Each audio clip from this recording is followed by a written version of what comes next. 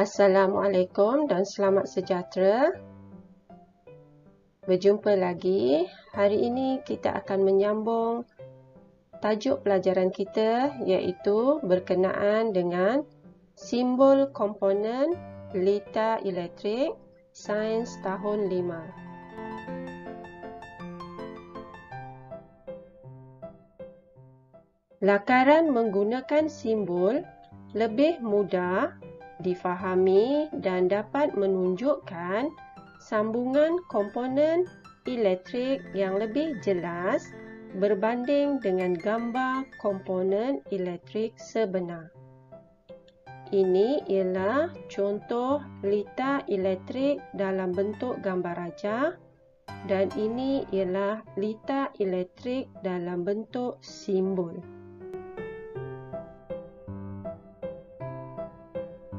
Sekarang cikgu akan menunjukkan simbol komponen elektrik. Yang pertama ialah sel kering. Cuba perhatikan simbol sel kering. Setiap sel kering kita ada terminal positif dan negatif.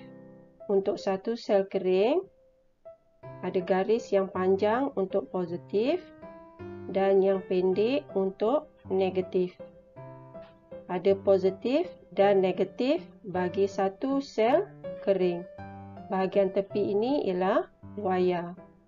Kalau dua sel kering, kita tambahkan saja satu panjang, satu pendek, kemudian tambah lagi satu panjang dan satu pendek bagi setiap terminal positif dan negatif. Kita tengok pula simbol bagi suis. Untuk suis tertutup, hanya garis lurus, kemudian letakkan dua titik. Dan ini ialah simbol bagi suis terbuka. Suis terbuka bermaksud tiada arus elektrik. Suis tertutup ada arus elektrik. Simbol seterusnya ialah mentol. Jika satu mentol, hanya lukiskan satu gambar rajah saja. Tetapi jika ada dua mentol, tambahkan lagi satu bulatan dan tanda pangkah di bahagian tengah.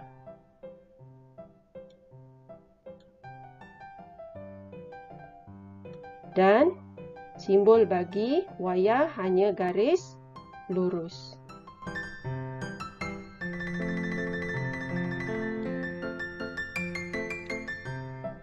Seterusnya kita akan lihat bagaimana untuk melukis simbol bagi lita bersiri.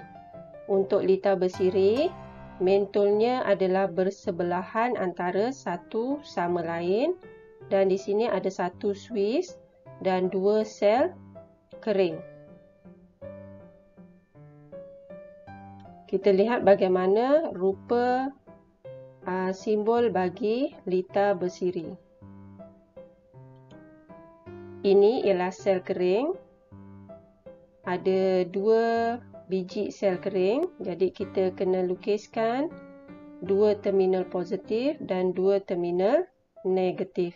Perhatikan betul-betul bagaimana cara susunannya. Kemudian lukis dalam bentuk petak. Di sini ada satu suis. Suis ini ialah dalam keadaan tertutup, maka kita lukiskan juga suisnya dalam keadaan yang tertutup. Ada dua mentol bersebelahan, mentol 1 dan mentol 2. Kemudian lukiskan wayar dalam bentuk petak.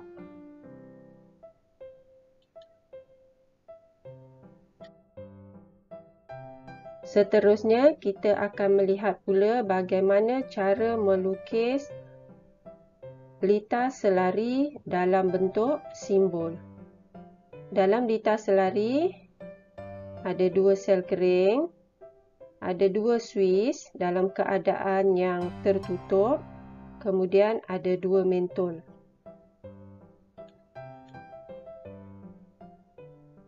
Ini ialah Lakaran simbol bagi lita selari.